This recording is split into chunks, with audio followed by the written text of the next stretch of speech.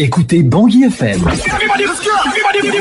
Écoutez Bangui FM. C'est la radio que j'écoute toute la journée. Écoutez la différence.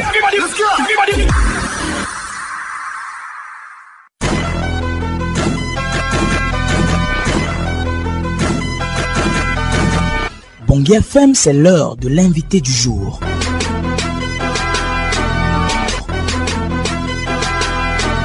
Professeur Jean-François Akandikombe, bonjour. Bonjour, monsieur Delaoko. Vous êtes parmi les leaders d'opinion qui réclament à corps et à cri la tenue d'un dialogue inclusif en opposition avec le dialogue républicain que proposent les autorités. Pourquoi? Tout d'abord, permettez-moi de vous remercier pour la parole que vous me donnez et aussi de saluer les auditrices et les auditeurs de Bangui FM.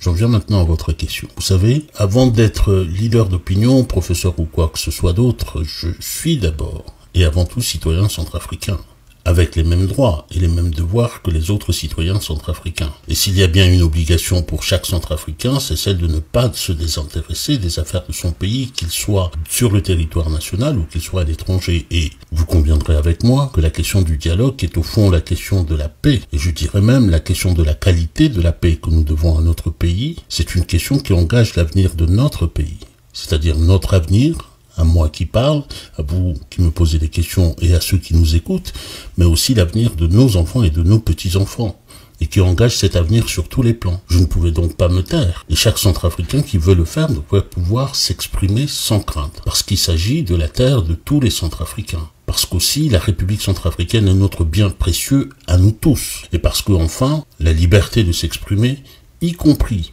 pour dire qu'on n'est pas d'accord, est une des libertés fondamentales que notre Constitution nous confère. Mais permettez-moi de rectifier un peu un élément de votre présentation de tout à l'heure. Vous m'avez attribué à moi seul la position sur le dialogue. Mais je dois à la vérité de dire ici que je ne me suis pas exprimé seul. Je me suis prononcé sur le dialogue, ou plus précisément je me suis prononcé sur le dialogue inclusif avec d'autres compatriotes, ceux que vous connaissez désormais sous le nom des 12 apôtres, et notre position est une position de citoyen. Elle n'est pas, et j'insiste là-dessus, celle de tel ou tel parti politique. Mais, bien entendu, nous nous réjouissons qu'elle puisse être partagée par plusieurs forces vives de la nation et par d'autres citoyens, des forces vives de la nation parmi lesquelles il y a bien sûr des partis politiques, mais pas seulement des partis politiques. Pouvez-vous revenir pour nous sur le contenu du manifeste pour un dialogue inclusif que vous avez publié? Nous avons en effet pris l'initiative d'une pétition pour réclamer deux choses. Un dialogue inclusif, mais avant ce dialogue inclusif, la mise en place d'un comité lui-même inclusif pour la préparation du dialogue. Pourquoi m'avez-vous tout à l'heure demandé? Je voudrais ici être très clair, en répondant d'abord aux esprits mal intentionnés, pour ne pas dire aux esprits malins. Nous ne réclamons pas parce que nous serions les soutiens de tel ou tel parti politique. Nous ne réclamons pas parce que nous serions les soutiens de tel ou tel groupe armé ou de telle ou telle coalition de groupes armés.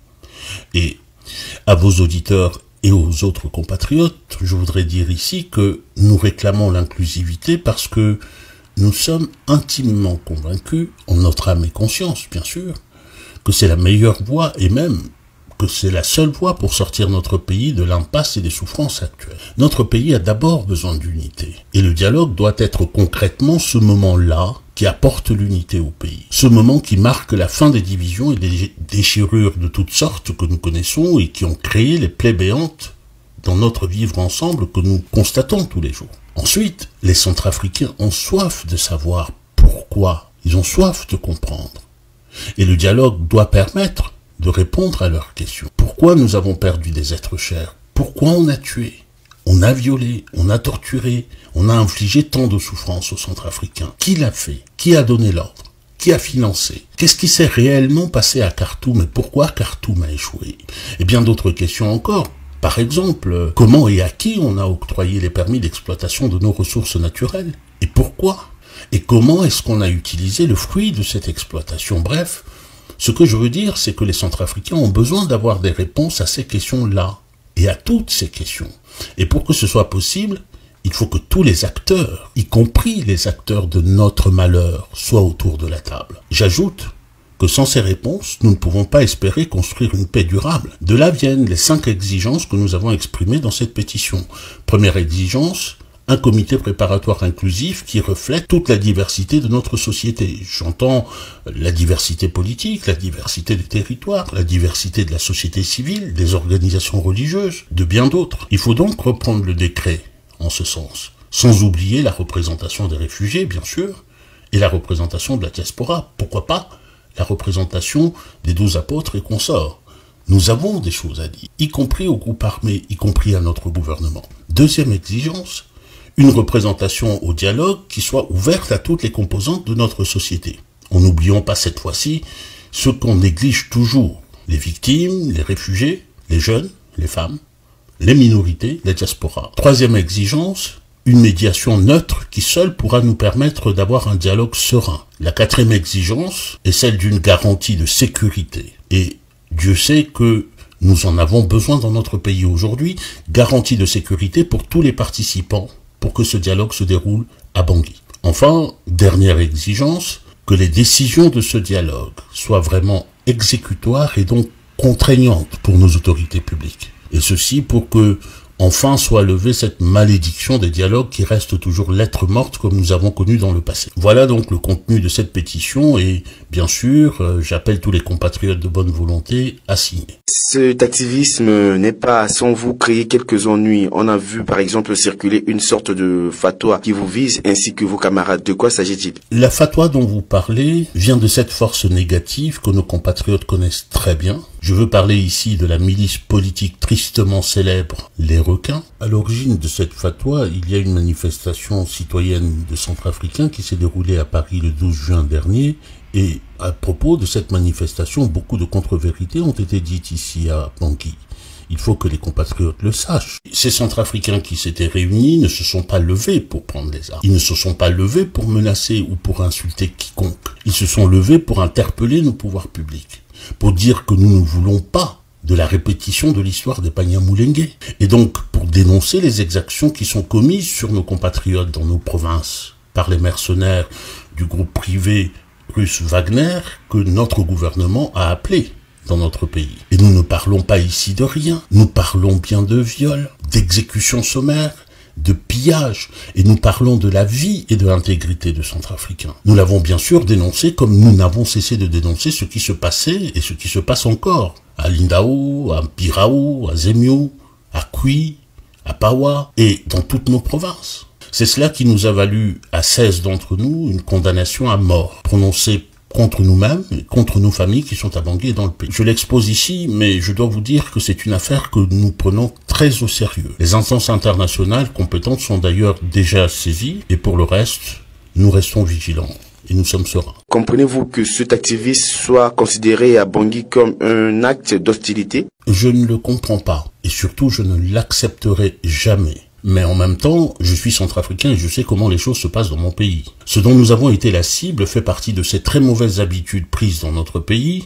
D'un côté, on fait ami-ami, on va partager le manger, le boire avec ceux qui font couler le sang des Centrafricains. Et ceux-là, on les appelle des partenaires. Ce sont souvent des étrangers mercenaires. Et de l'autre côté, on va indexer le simple citoyen, les paisibles filles et fils du pays, qui osent simplement se plaindre de leur sort, ou qui osent se plaindre du sort qui est fait à d'autres compatriotes sur notre propre terre. Et ceci est bien le signe que notre pays va mal, et qu'il va très mal. C'est le signe que nous marchons sur la tête, que nous sommes gouvernés par des contre-valeurs aujourd'hui. Bien sûr qu'il faut y mettre un terme.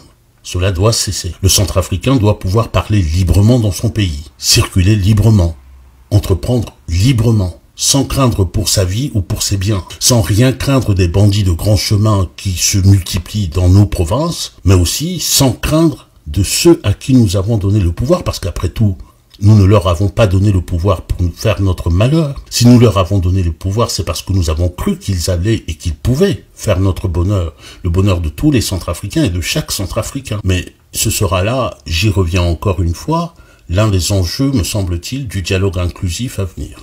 Quelles sont, selon vous, les pistes de solutions pour une sortie de crise définitive dans le pays? C'est une question délicate que vous me posez là. Je vais vous surprendre en vous disant que je ne vais pas répondre à votre question. Mais si je n'y réponds pas, ce n'est pas par fuite. C'est parce que je pense vraiment que c'est au peuple centrafricain réuni qu'il appartient de décider des solutions de sortie de crise. Il faut donc donner la parole au peuple, à chacun des membres du peuple. Et il faut leur donner la parole en étant prêt à accepter ce qui sera dit par ce peuple et à accepter de s'y plier, contrairement à ce à quoi nous avons assisté pendant les périodes précédentes. Là voilà donc ma réponse sur le fond.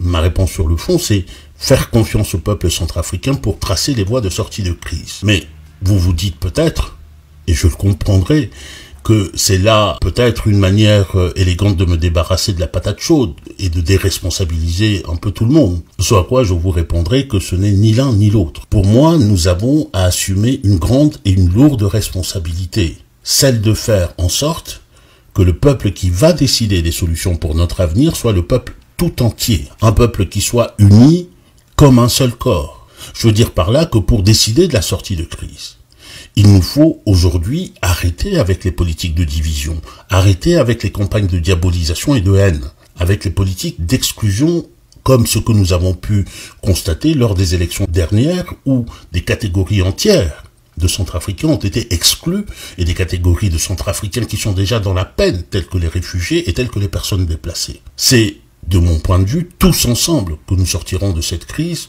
où personne n'en sortira. C'est ma conviction. Je me permets d'ajouter d'ailleurs que le dialogue que nous appelons de nos vœux ne suffira certainement pas à lui seul. Trop de sang de Centrafricains a coulé et ce sang appelle la justice. La justice doit passer. Les souffrances et les torts qui ont été faits aux victimes doivent être réparés et ceux qui ont fait ces torts doivent contribuer à les réparer. De mon point de vue, puisque c'est la question que vous me posez, ce n'est donc qu'en combinant ces deux actions, mais aussi en apaisant notre société que nous pouvons espérer sortir notre pays de ce cycle de malheur. Professeur Jean-François Akandi Kombe, votre mot de fin. Il y aurait tant de choses à dire, mais puisqu'il faut conclure, je voudrais simplement partager avec vous et avec nos auditeurs une conviction et une foi. Ma conviction, c'est que chaque Centrafricain, que ce soit le président de la République ou le Boubanguéré, en passant par l'agriculteur, l'éleveur, le commerçant, le fonctionnaire, le chômeur, chaque Centrafricain est grand dans son pays. Il mérite le respect. Et la vie de chaque Centrafricain doit être considérée comme précieuse. Elle devrait l'être par nos autorités, de même que sa liberté d'ailleurs. Pour ce qui est de la foi qui est la mienne, je voudrais dire que j'ai foi en nous, en tant que Centrafricains. Je crois en effet profondément que nous avons en nous les ressources nécessaires pour rebondir et pour sortir de cette crise. Et j'ai la ferme conviction que nous avons l'intelligence collective pour le faire. Bien sûr, je ne parle pas ici de cette forme d'intelligence l'on apprend à l'école ou dans les livres. Non.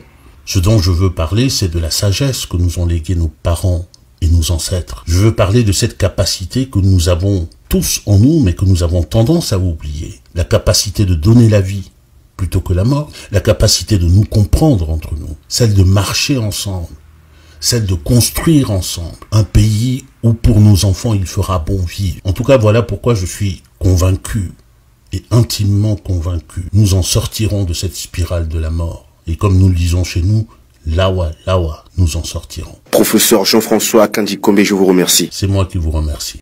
Écoutez Bangui FM. Écoutez Bangui FM. C'est la radio que j'écoute toute la journée. Écoutez la différence.